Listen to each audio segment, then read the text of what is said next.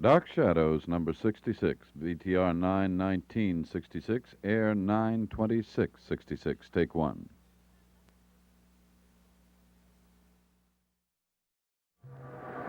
My name is Victoria Winters. My origin is cloaked in mystery, as deep a mystery as the one that has engulfed Collinwood, where efforts are being made to discover how a man died, and whether or not someone caused his death.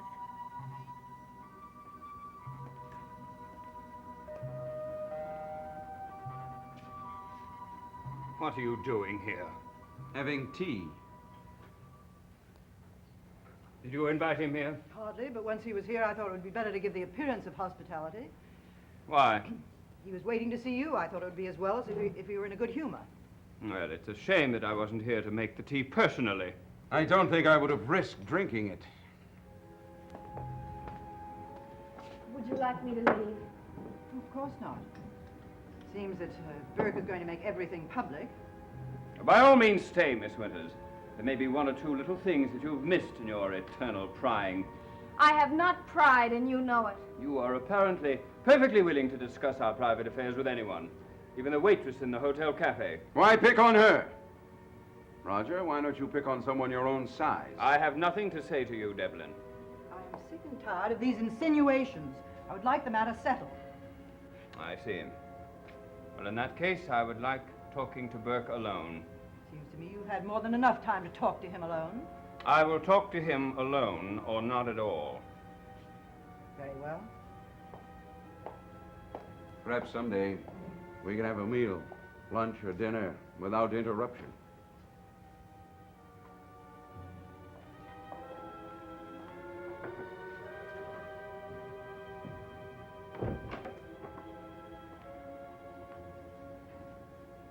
Just what do you want? I want your hide, Roger.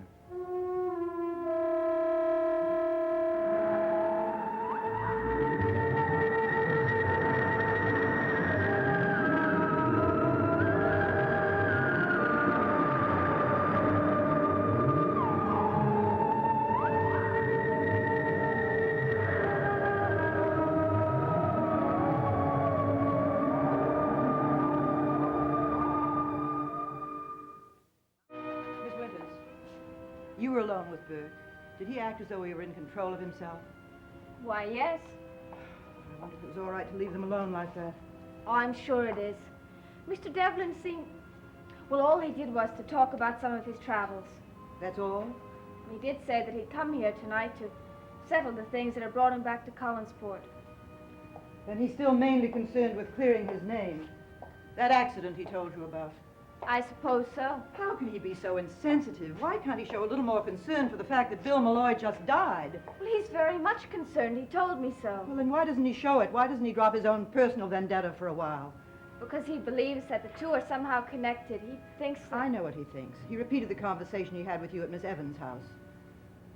Well, at least he admitted that he wasn't quite sure what happened during the accident. Well, then why doesn't he leave Roger alone? Because he thinks... I'm tired of what he thinks. I'm sorry, Mrs. Stoddard. Don't be. It's not your fault. I think I'll go get some of that tea that I missed a while ago. Would you like me to get it for you? No, thank you. Perhaps I'll get something straightened out in there tonight. I hope so.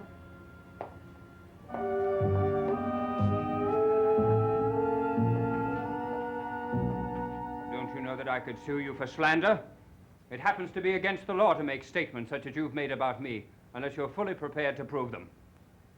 Well, then, why don't you sue me, Roger, and I would like nothing better. That case was settled in court 10 years ago. The jury said that you were guilty.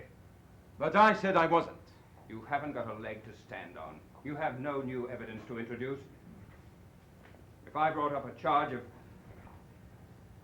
slander, they would bring up the whole thing again, the whole past. They would have to give you a trial, and the court has already denied that. Exactly. What would it prove? If you had new evidence? But I don't, now that Bill Malloy is dead. Well, I don't know anything about that.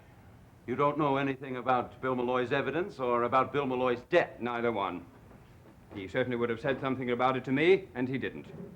And he didn't say anything about it to Sam Evans? How should I know? I suppose you would rather I dropped this theory that Evans had told Bill something that would exonerate me. You're beating a dead horse. It's over and done with. Yes, I guess you're right, Roger. You must imagine that since I've already served my 5 years, come out of it with my health, made a lot of money since then, I really have no cause for complaint, right? Well, it could have been worse for you, you know. It's such a long time ago, and it's finished. I served 5 years, 1 month, 3 days, and 7 hours. And every minute of that time, I thought about what it would be like when I got back here. I thought you were going to drop that. I am. If you'll answer one question honestly. I have answered every question honestly. Have you? Oh, never mind. I said I would drop that. Besides, there's something a good deal more important to consider. Oh? What's that?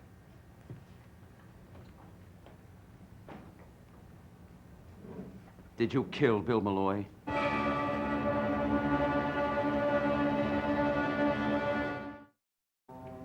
Did I?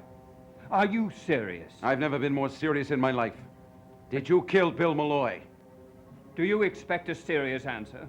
You might as well tell me, Roger. You can deny it later. I intend to find out anyway. I'm just as anxious as you are to find out how he happened to slip in the water and drown. Oh, and that's what happened, you know. Don't make it any worse than it is. A man who's been around boats all his life just slipped and fell in the water. There is no evidence to the contrary. Evidence! I'd rather rely on my instincts. Why should I kill Malloy? He was a friend of mine. I had no reason to want him dead. You didn't? Bill Malloy set up that meeting to force Sam Evans to state that I was not driving that car the night the man was killed. Burke, you make me sick. How long are you going to hang on to that ridiculous story? And if I wasn't driving the car, Roger, you were. You should have served that sentence, not me.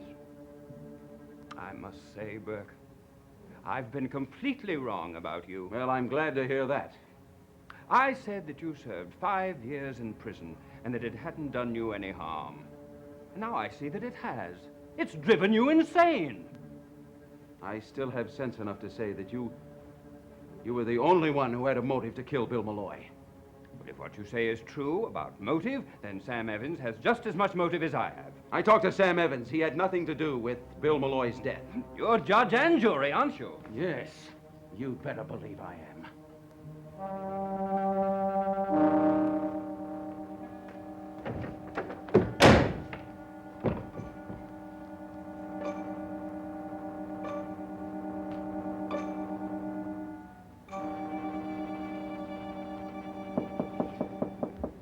Come in.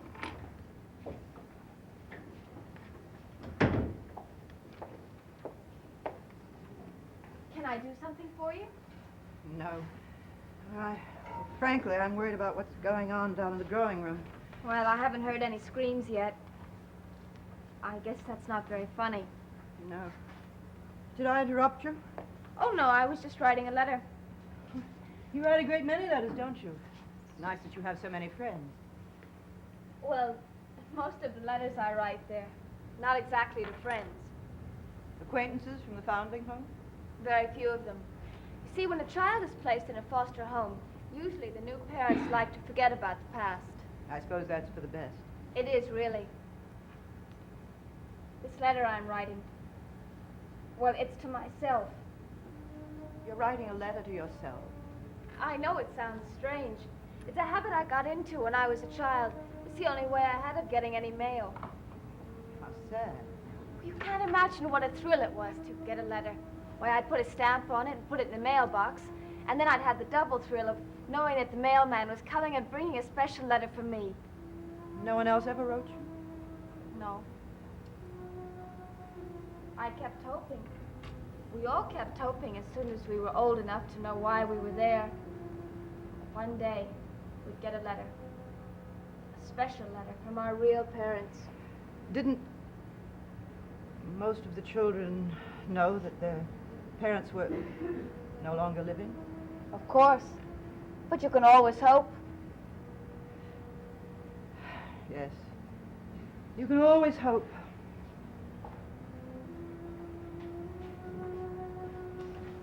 You must have written a great many letters to yourself. It's like some people keep a diary. That's what it amounts to.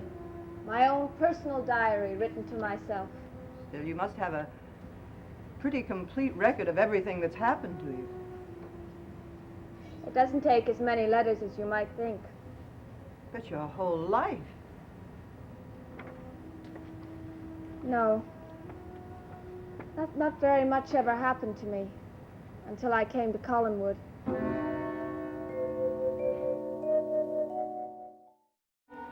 You have no right to question me like this. I'm not on trial.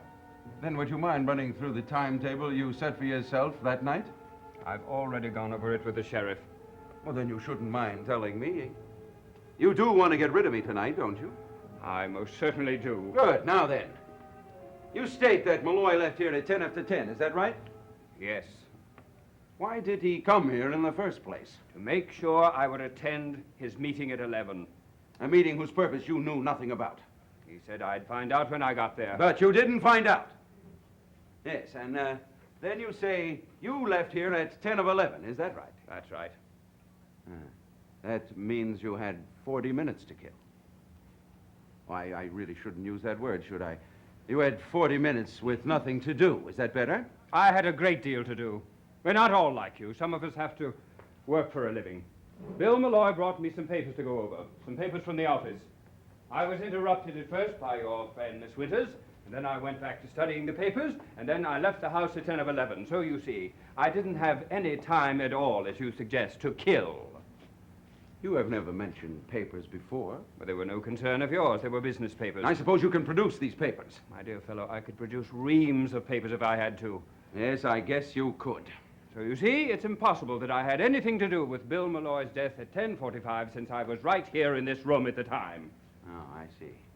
And it's just too bad you don't have anyone to verify this time. Oh, but I do.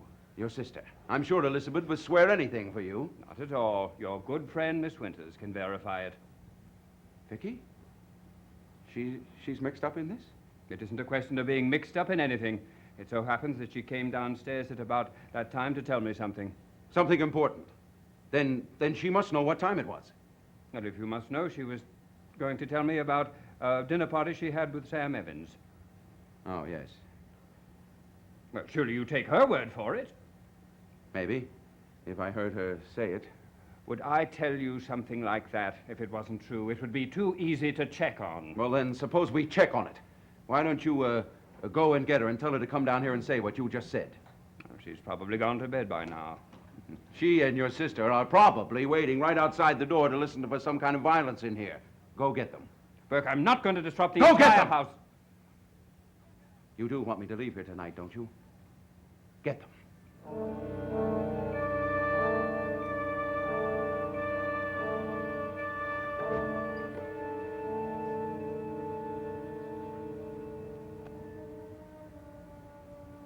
I suppose you must think it's very strange that when a child is surrounded by so many other children, she's lonely enough to write herself letters. No. I know what loneliness can be like. But you... Well, you could leave Collinwood if you wanted to. No, I couldn't. What I mean is you have Carolyn and she has you. Still, I understand why it's so important for you to write letters to yourself. Well, it's become more important lately. I try and write down everything. I'm so afraid that I might miss something that might someday shed some light on who my parents are. Does it matter that much? Even if they're dead, I want to know who they are. Until I do, I just can't feel that I belong anywhere. Isn't it enough to know that you're here now? No, it isn't. Come in. Has he gone? No. As a matter of fact, Miss Winters can help me. How? Burke seems to attach great importance to the hour of my departure from the house the night that Bill Malloy was killed. It's a bore, really, but I thought it might convince him if he would come down simply and tell him that I couldn't possibly have left this house in time to kill Bill Malloy. Is that what he thinks? Well, it's absurd, of course, but it's the only way I can get rid of him. There's no use to appeal to his judgment since he doesn't have any. Miss Winters, Well, I don't exactly know what I can say to him. But we went over the whole thing. Surely you remember. I remember that I wasn't sure. Liz, you go downstairs and entertain our guest while I help Miss Winters remember.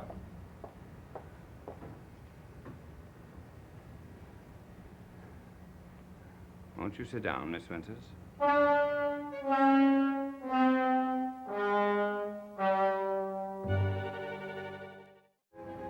You must remember interrupting the telephone call I was making. Yes, I do. It was about 10:30. You see, about 10:30. We talked for a while about the dinner you were going to have, and in fact we discussed it at some length. And then you went on to your room. That must have been 10:45. I left the house 5 minutes later. Well, I don't know how late it was. As I said, I didn't pay much attention to the time. It didn't seem important. Well, it still isn't important, except to Burke Devlin. What is it you want me to tell him? The truth, of course, that I left the house at 10 of 11. But I don't know when you left. I didn't see you go. Oh, it's a pity. Still, if we did discuss your dinner engagement until 10:45, surely you must believe that it took me at least 5 minutes to get my business papers together. I suppose it must have. Well, that's all I want you to tell Burke. Very well, Mr. Collins. What will it take to make you leave us alone, Burke? I think you know that as well as I do. Suppose by some strange quirk of fate you manage to send Roger to jail. What will you have accomplished?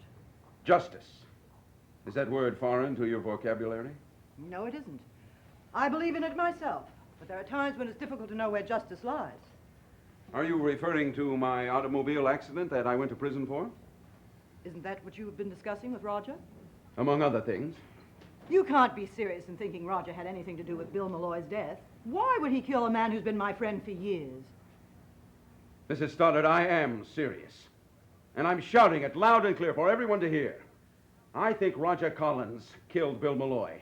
And I think he sent Matthew Morgan into the Blue Whale to kill me. Matthew to kill you? Why would Matthew want to kill you? For the same reason you would like to. To protect the Collins name. Now, let me tell you something, Mrs. Stoddard. I'm not at all impressed by the Collins name. And when I finish with my business here, I don't think anyone else will be either. And what will you have gained? Vindication. Is it vindication you want? Or are you merely being vindictive? They're quite alike, aren't they? Here you are, Mr. Devlin, just as you ordered. Now, ask your question and leave. Well, since you seem so sure of an answer, there doesn't seem much point in asking it, does there, Vicky? I don't know what you mean. Mr. Collins asked me to tell you exactly the time he left the house. And you have now quite conveniently remembered that it was 10 minutes to 11, right? I haven't conveniently remembered anything. Mr. Collins was here at 10:30. I saw him and I talked to him. For quite some time. Well, for a while. Vicky, now try and think. When is the last time you can place Roger Collins in this house? I can't honestly say. I can say that I have every reason to believe he left the house when he said he did. At 10 minutes of 11. Thank you, Miss Winters. Yes. Thank you very much, Miss Winters. You wanted an answer. You've received it. Now, will you please oblige me by leaving? You don't think this ends it, do you? With you? Of course not. You're behaving now just as you did when you heard the verdict of the jury. The results don't please you, so you choose to ignore them. You seem to think that Burke Devlin can never do anything wrong. Yes, I can do something wrong. And when I make a mistake about a thing, or a person, it's a big mistake. I told you the truth. I don't doubt you for a minute. Then what are you waiting for? You heard Liz, what she said. Get out. I'm going. Thank you for a charming evening, Mrs. Stoddard. Miss Winters.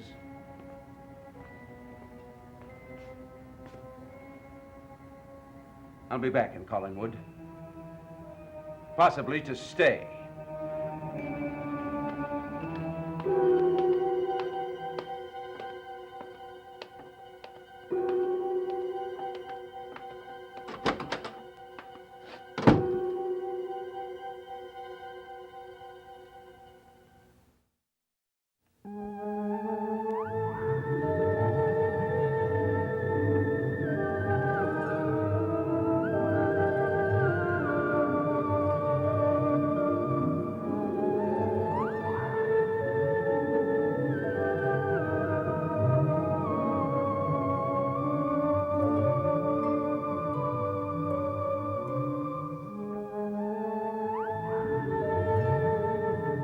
Lee Weber's court hearing on a murder charge begins in tonight's Peyton Place drama at 9:30, 8:30 Central Time, followed by The Big Valley, both in color on ABC.